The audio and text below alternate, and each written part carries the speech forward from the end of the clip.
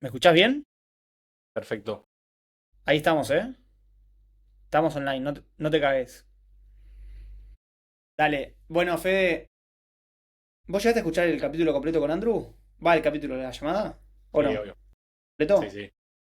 Yo también lo que Sí, voy a sí. hacer es dejarle saludos a personas al final para ver quiénes realmente nos escuchan. Marian, si estás escuchando esto, sos un sorete que no nos escuchó el primero. Porque no me dijo, "Oh, amigo, gracias por el saludo". Así que, está. La idea es, entonces, con Andrew un poco lo que vimos fue el repaso del origen, de qué es por ahí, de qué venimos a hacer en el mundo. Entonces, no sé si en orden cronológico, porque hubo un momento en que yo estaba viviendo dos vidas y hablando de esto con vos y con Andrew al mismo tiempo, y vos dijiste, está bueno, y dejamos de hablar, y a las 3 semanas me dijiste, che, lo estoy haciendo, me acuerdo que me dijiste, y ahí dije, pará, porque también estoy avanzando con Andrés, conózcanse. Y ahí fue la génesis de Che, la real, el origen, ¿no? ¿Cómo, si querés contar rápido, Fede, cómo arrancó desde tu lado, ¿está? También brevemente, porque Andruco en Uruguay más que nada medio que lo conocen, saben quién es, que es comercial. Vos sos Federico Prats, como dicen las notas, pero tu verdadero nombre es Federico Rodríguez Prats. O sea, podemos decir que es tu nombre artístico, Federico Prats.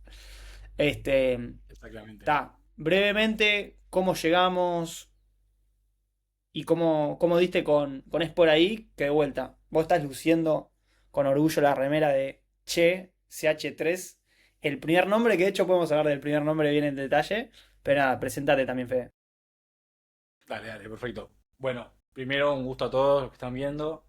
Mi nombre es Federico Rodríguez Prats, primo de Quito, amigo de Andruco. Eh, bueno, la realidad es que con Quito, desde que empezamos a ver más o menos que algo teníamos que trabajar, empezábamos a hablar de, che, ¿qué podemos hacer? Siempre de chiquito se nos ocurrió hacer una app porque en ese momento veíamos que salía Facebook, que salía Instagram, salían aplicaciones para mobile y nosotros siempre diciendo, che, ¿qué aplicación podemos hacer para pegarla y no tener que trabajar como esclavos 8 horas para una empresa, ¿no? Entonces, siempre, toda nuestra vida fuimos buscando cositas que podemos hacer para trabajar juntos y explotar la sinergia que había en algún tipo de trabajo, algún tipo de fuente de alimentos para nosotros, ¿no? Entonces, cuando en el 2022 sale ChatGPT, que me imagino como todo el mundo pira con la inteligencia artificial, a nosotros nos pasó lo mismo y casi que todas nuestras charlas eran qué podemos hacer con la inteligencia artificial, qué negocio podemos hacer, qué solución, qué problema podemos solucionar con la inteligencia artificial. Entonces ya hacía casi 2 años desde que había salido ChatGPT, veníamos hablando, sí, yo lo uso para esto, yo lo uso para esto, mirá lo que se puede hacer y bueno, cada vez que salía algún feature nuevo, eh, lo probábamos y lo comentábamos hasta que Quito se topó con esta necesidad que planteaba Andrew. Che, todos los clientes que me vienen a buscar a mí me piden lo mismo, ¿no? Quiero campañas, las quiero tener rápidas, quiero vender más. Entonces ahí, cuando Quito me lo comentó, también pensábamos un poco todo lo que podíamos hacer con la inteligencia artificial y nos quedábamos horas charlando también con Andrew de decir, che, bueno, no, si usemos esto, podemos automatizar esta parte, podemos crear un montón de contenido, podemos hacer el marketing a todos, a todas las agencias en 2 segundos. Entonces fue como, che, es el momento para hacerlo. Y como decía Quito, no lo dudé un segundo en decir, vamos a probarlo, vamos a validar que esto funcione. Y cuando Quito me comentó la idea, enseguida empecé a jugar con las APIs, a ver cómo podíamos transformar esto en realidad. Y bueno, ahí empezó un poco el camino, ¿no? En Sí, creo transformarlo que en... de las charlas que fuimos teniendo también, si algo nos damos cuenta con Andrew, mientras lo íbamos hablando, yo con él de vuelta, es que ninguno de los dos iba a poder hacer nada por nuestros propios medios, ¿no? Es como que capaz entre yo y Andrew yo tenía un perfil más técnico, pero cero de desarrollo y programación. Y ahí cuando vos me dijiste, che, quiero probar y hacerlo, y me dijiste, che, lo estoy haciendo, y ya me conecté con las apps, dije, listo, está. Es como el eslabón que falta. Y ahí surge, pues, ¿cómo nos llamamos? Fue una de las primeras preguntas. ¿Qué Y la hacemos? joda inicial de Es por ahí es que vos en 3 clics ibas a poder crear tus anuncios, ¿no? Entonces, ahí surgió el número 3 y no sé cómo, ahora que estamos hablando, surge la palabra che, que creo que che era como un unificador entre Argentina y Uruguay, medio como algo latinoamericano, rioplatense, y el Sí, sí. dominio era carísimo. Che.ai salía 150.000 euros, algo así, o 120.000 euros. Dijimos, bueno, pero si el 3 es una E al revés, y son 3 clics, tiene sentido. Y ahí surge, che, ¿cómo? Ok, empezamos a hablar con Andrew, ¿no? ¿Cuál será el orden de charlas tipo... Porque lo primero que hicimos fue como alinearnos en, está este problema. Hay empresas, lleno de empresas, que tienen negocios digitales, que no pueden promocionarse, que no saben que es caro, y nosotros creemos que mediante una interfaz, de la manera que sea, sencilla, pueden llegar a crear anuncios de calidad y impulsar sus negocios, ¿no? Esa fue como la primera alineación que hicimos, me parece. Como que estamos de acuerdo, che, hay gente que tiene este problema, con esto de la AI hay forma de generar una solución rápida y no rápida, pero como efectiva. Bueno, Sí, una es que validamos eso, ¿no? Yo tampoco me acuerdo, digo, ¿cómo avanzamos? ¿Cuál fue el primer tipo? ¿Cuál fue la piedra claro. fundacional? Decir, arrancamos por acá. O sea, fue muy importante, me acuerdo al principio, ponernos de acuerdo en qué queríamos hacer, ¿no? Porque me acuerdo que teníamos una reunión agendada que duraba 1 hora y tal vez terminamos hablando 3 horas, 3 horas y media, 4 horas de con es por ahí, con Che en ese momento, ¿no? Podemos hacer esto, podemos hacer lo otro.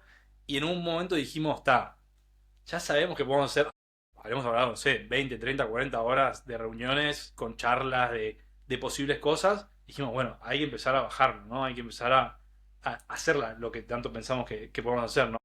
Entonces ahí arrancamos y bien vos dijiste, o sea, ustedes me dieron renta libre a mí de que yo diga, hacé lo que sabes hacer con lo que sabes hacer y arrancá. Y un poco esa fue la misión, ¿no? O sea, no buscar hacer el mejor producto del mundo, sino algo que nos permita dar el primer paso y como vos siempre decís, ¿no? Que nos dé vergüenza mostrarlos, pero que nos diga al mundo, che, somos esto.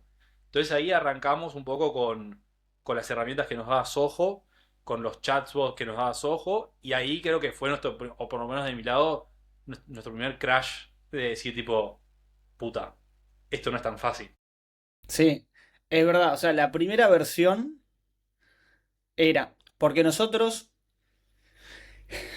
yo esto lo vengo pensando mucho, que hay un montón de libros que te explican cómo hacer una startup, un montón de videos, y en muchos hay muchos puntos en común. Che, primero un MVP, porque en el MVP, para el que escucha y capaz es una terminología media rara, un MVP es como la versión más eh, mínima funcional de un producto como para validar que funciona, ¿no? Entonces, como que vos no puedes ir a construir una Ferrari si no sabes si la gente quiere manejar, básicamente. Entonces, tipo, bueno, voy a hacer un autito que se impulse con, no sé, la inclinación de la calle. Entonces, si bien lo sabíamos, es como, ok, lo tenemos que hacer y qué lo hacemos y cómo es. Y ahí la primera versión era un chatbot, ¿no? Sí. ¿Y De hecho, la primera versión era un chatbot que tenía inteligencia artificial. en qué punto era la inteligencia? ¿Te acordás? Y en todo, porque te acordás Ah, que, porque te respondía como medio, medio humano. sí, digamos, muy similar al chatbot que tenemos a día de hoy, pero claro, nosotros en ese momento decíamos, vos metés en un prompt toda la información que tenés y esto te lo analiza como si fuese Einstein analizándolo, ¿viste? Y ahí metíamos, o sea, el primer crash, me acuerdo, fue cuando metimos tantas cosas en los prompts y incluso con pruebas, llegamos a consumir como $20 de créditos de AI de la consola de Gemini. Que en ese momento me acuerdo que era el modelo que estaba lanzando como el contexto más grande, entonces vos podías meter un montón de cosas en el prompt y en 2 días de prueba nos gastamos $20 y fue como, che, con cuidado, esto hay que hacerlo con cuidado porque si no se nos va la moto, ¿no? Sí, que acá estamos en agosto Y acá estamos en 2024. agosto, septiembre, sí, empezando a ver qué quería el mercado. Con esta primera versión del MVP, entonces, ¿qué es lo como que buscábamos, tipo, validar? Porque esto fue en agosto, decimos, aproximadamente. Y entre agosto y octubre lo construimos esto. O sea, fueron 2, 3 meses. Más o menos. Fue de unos 3 meses. También nosotros queríamos validar que lo que nosotros pensábamos que podíamos hacer se puede hacer con las APIs de las diferentes plataformas y que técnicamente se podía lograr. Y ahí fue cuando llegamos al punto de decir, che, esto se puede 100%, la capacidad técnica está, pero se necesitan horas de desarrollo, ¿no? Entonces ahí fue, me acuerdo que fue una tranca que duró un tiempito o decir tipo, che, bueno, ¿cómo vamos a financiar esto? Me acuerdo que siempre las conversaciones eran tipo, ok, vamos a arrancar con un servicio de agencia y ese servicio de agencia va a financiar el desarrollo hasta que llegó el mano de Dios, el gol que nos salvó, que fue el apoyo de Ande Uf. de ese primer empujoncito que fue yo lo sentí como un mimo, ¿entendés? Como decir, chicos, Es por denle ahí. para adelante que estamos acá. O sea, Importante mencionar el tema de Ande. dice, Porque, importantísimo. Ande es una agencia, la Agencia Nacional de Desarrollo, creo que son las siglas, de Uruguay, que por año otorga como inversiones chicas, en algunos casos para validación de negocios se llama, que aplicamos medio porque Andrew había ido a la universidad y conocía a Martín y en base a eso nos sponsorearon y nos guiaron en el proceso de dar de alta y aplicamos a $5.000, ¿no? De inversión que te da la agencia para validar tu idea de negocio, que es justamente lo que estábamos buscando. Es como, che, ¿esto realmente le interesa a la gente? Y yo me acuerdo que, hablando de en tiempos, que es como que lo presentamos en septiembre y como que por un mes no tuvimos ningún tipo de novedad, o un mes y medio, en un momento donde el ritmo ya empezaba a ser medio como que cada semana pasaban cosas, no sé qué pasaba, y al mes y medio cayó como que la confirmación en un momento delicado a nivel espiritual nuestro, como que estábamos menos trancados, tipo, che, ¿cómo avanzamos? Porque también la discusión era, ¿buscamos clientes y con eso nos pagamos de a poquito y vemos cómo hacemos? ¿O buscamos inversión? ¿O estos 5.000? ¿Viste? Como sí, que... teníamos ese tema de decir, ¿qué hacemos? ¿Hacemos una empresa que sea, que bueno, después escuchando los podcasts de Growth Rockstar, entendimos bastante de cómo es las modalidades que tenés, ¿no? O sea, vos podés ser una empresa que esté 100% financiada por financiamiento extranjero, o sea, externo, ¿no? Que puede ser privado, público, lo que sea. Puede ser una empresa más orgánica. Y estábamos en esta disyuntiva, ¿en qué hacemos? ¿Somos una empresa orgánica que crece con lo que genera, con profitability? ¿O somos una empresa que ya de entrada vamos a ir a buscar, a buscar capital y a asumir el riesgo de estar pidiéndole plata a conocidos, ¿no? Porque nuestra primera ronda era siempre Sí, Friends and Friends and Family Family. y era decir, che, confía en nosotros que no te vamos a defraudar, ¿no? No, y aparte, volviéndolo al MVP, porque me parece trascendental, porque es un estadio del que, si bien te vas, obviamente, cuando tenés un producto mucho más armado, es como, esperá, vamos a pedir plata de algo que no estamos seguros que funca. Llega la inversión de Ande que nosotros teníamos en claro que le íbamos a destinar a, principalmente, un desarrollador. Como, tipo, para validar la idea tenemos que construir un MVP. O sea, el 100% de la inversión, entre comillas, iba a estar puesta, ¿no? En mentoría, en desarrollo, en... Y ahí aparece una gran figura en Es por ahí, que es Kevin Correa. Kevin Correa Work, como es su mail, a quienes le mandamos un gran abrazo, que fue el artífice principal, diría, en, Y en el yo, prototipo inicial. yo creo que ese mes y medio entre octubre, septiembre, octubre, noviembre, esos 3 meses, en diferentes secuencias, sucedieron cosas como que caídas del cielo, ¿no? El financiamiento de Ande, el obtener el contacto de Kevin, el habernos juntado con Kevin y no haber dudado en decir tipo, che, este es la persona que necesitamos para este momento de Che en ese momento, ¿no? Y tal, y haber confiado en él y haber arrancado, todo eso se dio como en una secuencia muy natural. Sí, y no, no. Bueno, Kevin básicamente medio como que se está especializando en el desarrollo de prototipos de Exactamente. software con AI, o sea, era como perfecto. Y ya había laburado con gente de la CIE, que es como dentro de este ecosistema emprendedor, por decir una manera, de la Universidad de Ort. Entonces era como, está validado, nos mostró un par de cosas que hizo, que creo que era un LinkedIn, como para, ¿cómo era? Programabas publicaciones en LinkedIn y con AI te hacía los posteos, algo estaba súper bueno, no sé si ya salió a la Sí, luz, sí. porque están en nuestro mismo estadio, digamos.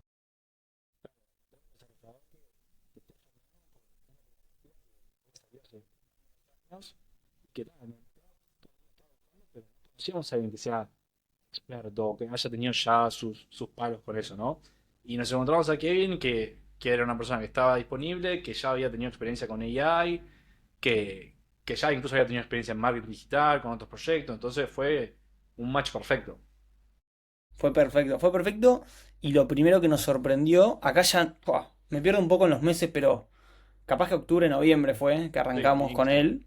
Noviembre, ¿no? Sí, octubre, noviembre. Hubieron como que del día para la noche, no sé si se dice así o de la noche para el día, Sí, porque Kevin que trabajaba más de noche también, apareció una plataforma, como que lo que teníamos en la cabeza lo pudo bajar sí. y ahí fue, creo, como que el primer punto de quiebre. Como que ahí dijimos, opa, tipo, hay algo acá.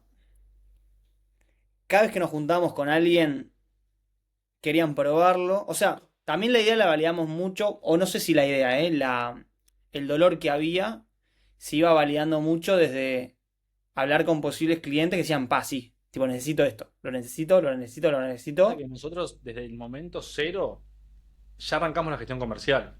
Entonces, siempre en las reuniones íbamos viendo, che, yo necesito esto, y cada vez que también íbamos avanzando con el producto, lo mostrábamos a los clientes. Entonces era como que teníamos un feedback constante a pesar de que el producto no estaba listo, ¿no? Sí, sí, fuimos haciendo muchas demos a vivo con mucha gente y muchos de sus comentarios o todos fueron lo que terminó moldeando ese primer prototipo, que no me voy a adelantar porque en la próxima llamada va a aparecer Frizz de Kereki para contar con qué se encontró cuando él lo sumamos y cómo desarrolló la primera versión o se está desarrollando la primera versión como del producto, ¿no?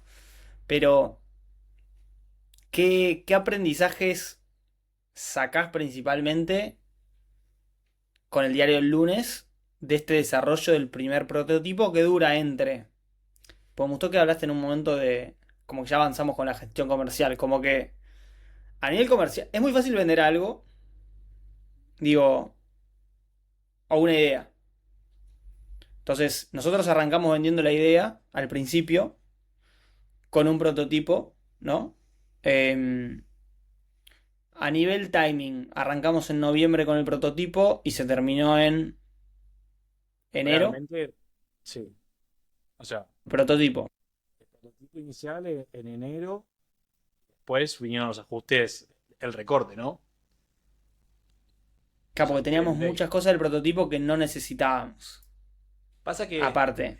creo que respondiendo a la pregunta del aprendizaje es cuando estás empezando y querés empezar a validar la idea, yo me quedé con una gráfica, vos te querés transportar, ¿no? Querés ir del punto A al punto B, vos tenés muchas formas de hacerlo. Entonces, cuando arrancás, hacelo de la forma más sencilla. Arrancás siendo una patineta y demostrá que te puedes mover del punto A al punto B. Después vas avanzando y lo convertís en una bicicleta, tal vez en una moto, y después terminás llegando al auto, y después terminás en la Ferrari. Pero es como que el recorrido lo puedes hacer de muchas formas, y nosotros inicialmente quisimos apuntar a tener una, no sé, una Ferrari, ¿no? Pero un buen auto.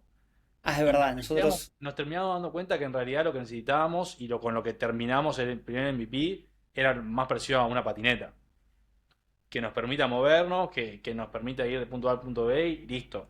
Entonces, el aprendizaje fue ese, en el mundo, en el momento del MVP, no querer ir al mejor MVP, sino ir a apuntar de a pasos, ¿no? Ir al peor MVP que puedas tener, y una vez que ese peor MVP esté funcional de end-to-end, de punto A a punto B, Le va ahí recién sumando. empezó a Sí, mejorar.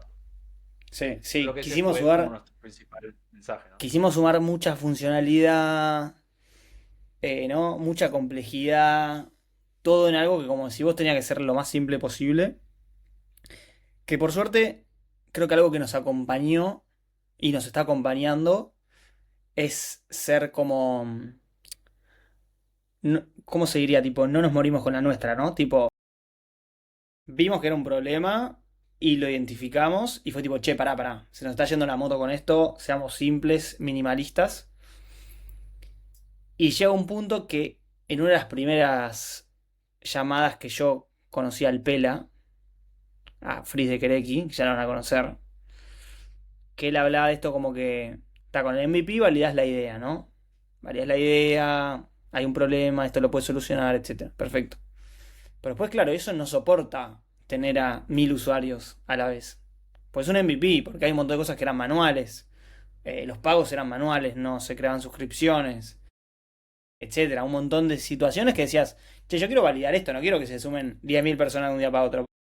Nosotros sabíamos que si sumaban 10 personas era un problema. Entonces ahí aparece la figura de como escalar, que es una palabra que yo escuché muchas veces, y a veces vos estás en una empresa que está escalando y capaz no te das cuenta que eso está sucediendo porque estás con una vorágine zarpada. Pero ¿cómo pasás o cuál es el punto en el que decís, che, ok, necesitamos tener solidez tecnológica, poder escalar? O sea, siento que algo que nos está pasando y nos pasa y nos pasó y nos va a pasar, que me parece divino, es cómo van surgiendo, a medida que va creciendo el volumen, distintas alertas. Tipo, ah, mira, hay gente que le pasa esto. Ah, mira. Entonces, cada problema que hay es un, tenemos que solucionarlo. Tenemos que solucionarlo y a medida que vas solucionando, vas pudiendo tener más usuarios. Pero también hay decisiones como a futuro, decir, pará. Por ejemplo, si yo quiero agarrar a la gente de Italia, por decir una manera, tengo que tener la página en multilingüaje. Hoy Sí. no es un problema. Pero si ya lo hago, me preparo. ¿Cómo es la transformación? Que creo que con el Pela se va a hablar más en detalle, ¿no? Pero también porque una de las ideas de los primeros para mí de estas llamadas es llegar al presente con la gente que nos sigue, Que decir, che, sepan. ¿cómo llegamos hasta acá, no? Sí. Entonces, claro, ¿en qué punto dijimos, che, necesitamos como mayor solidez y que esto sea una versión como no prototipada, Yo creo que sólida? también tratando de aportar un poco de valor a la gente que esté viendo esto, que también no sea nuestro público, pero que sea gente que quiera conocer nuestra historia, eh, pensar en decir, vos te vas a dar cuenta que necesitas escalar o que necesitas hacer algo para escalar cuando tu día a día se está viendo como completado por tareas que antes no tenías, ¿no? O sea, vos al principio no tenías usuarios, ¿no? Empezaste a tener un producto, de repente tenés logins y decís, che, hay gente que está logueando pero que no está usando el producto. Entonces, ahí decís, bueno, ataco ese problema, lo soluciono y eso te va a después traer otro problema que tenés que solucionar y es un trabajo, un loop constante, ¿no? De decir, soluciono esto, me va a dar ventaja porque me va a permitir crecer y ese crecimiento te va a traer otro problema que te va a atrapar y así constantemente es como te das cuenta que estás escalando, ¿no? Solucionando problemas y creciendo cada vez más y que los problemas que antes tenías ya no los tenés. No, no, totalmente, totalmente. Eh, en una próxima llamada, que ya vamos a estar más alineados en la línea temporal, me parece que tenemos que hablar de, que eso a mí es lo que más me interesa también, cómo adquirimos usuarios, cómo los dividimos. Tenemos distintos tipos de usuarios, nosotros eh, atacamos a cada uno de ellos de acuerdo al estadio en donde se quedaron. Eso lo estamos construyendo. De repente entraron muchos leads y no pudimos atacarlos.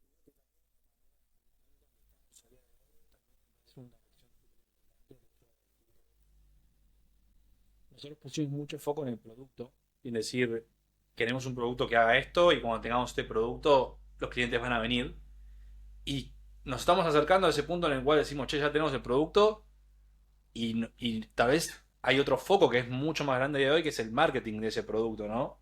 Que es decir, con todo este tema de AI y de Cursor, de desarrollar con AI, que se desarrolla mucho más rápido y tal, el foco, tal vez hoy en día los grandes desafíos son cómo haces un buen marketing eh, que te resulte rentable, que te haga crecer y versus a poner todo el foco en el producto, ¿no? Eh, Creo que si tuviese que haber arrancado desde el principio hubiese puesto el mismo foco en el marketing que en el producto desde el inicio. Sí, sí. Son cosas que para mí van surgiendo y nos vamos dando cuenta de esas cosas, como que al principio, vos lo mencionaste, ¿no? Que, que hay algunos que dicen que para que sea bueno el MVP te tiene que dar vergüenza cuando lo mostrás, porque quiere decir que no, no te fuiste de mambo desarrollando cosas, que es lo que nos pasó, que no nos daba vergüenza mostrarlo, lo mostramos todo el tiempo. Pero claro, despriorizás el decir, como dice Fede, o sea, nosotros cada vez estamos más cerca de tener un producto que tiene cada vez más funcionalidades, más sólidas, etcétera. Claro, fuimos a fondo con el producto, ahora tenemos que ir a fondo con el marketing para también, que de hecho ya empezamos a ir un poco más a fondo, pero bueno, son aprendizajes, creo que hay mucho tema de timing que a veces es difícil cornearlo. Somos 4 socios fundadores, más hoy Rodri dándole a la tecla desarrollando. Entonces también entre los 4 que estaría bueno eventualmente hablar de cómo nos distribuimos. eh, Tenemos que atacar todas las áreas. Hoy el foco está, y capaz que vamos a una empresa que siempre el foco va a estar en el producto. Creo que eso es de las primeras cosas como que se van dando. Hoy justo tuvimos una llamada que hablamos de la cultura, etcétera, valores. Y hay empresas que tienen su foco en marketing, foco en comercial, foco en la gente, foco en el producto. Nosotros tenemos foco en el producto. Del día uno, y no sé si lo vamos a dejar de ser. Obviamente hay perfiles, algunos más comercial, otros no. Pero el foco siempre estuvo ahí. El tema está, no nos tiene que dar la sábana corta, ¿no? De caernos de frío en las patas o arriba, sino acuclillarnos. Nada, Fe, creo que estamos en 25 minutos o algo por el estilo.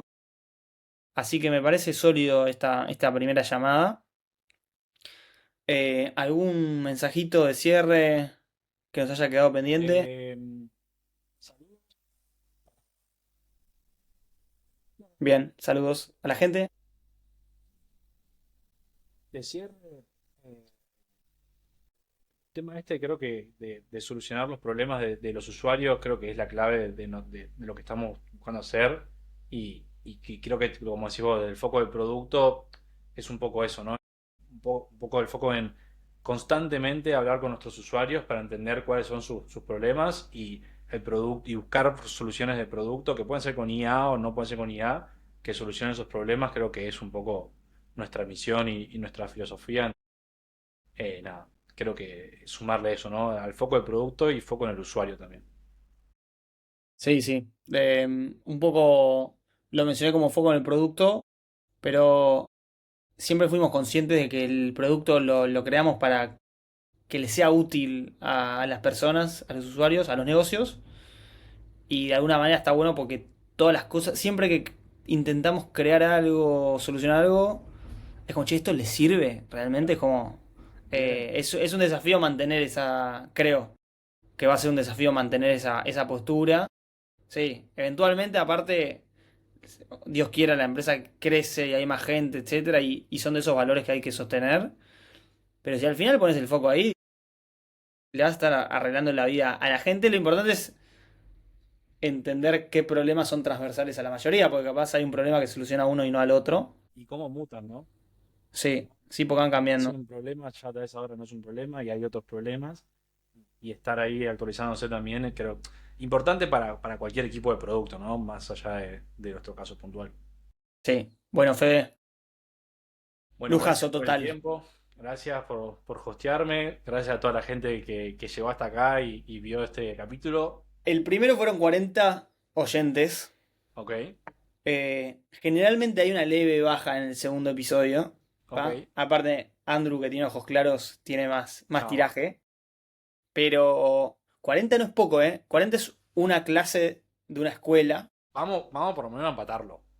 No, no, hay que ir a 100. Hay Ok, que ir a 100 y no paramos. ¿Está? arriba. Bueno, Fede, vamos a Rookie, dale. Quédate por tranqui. acá que seguimos charlando. Dale, dale. Stop.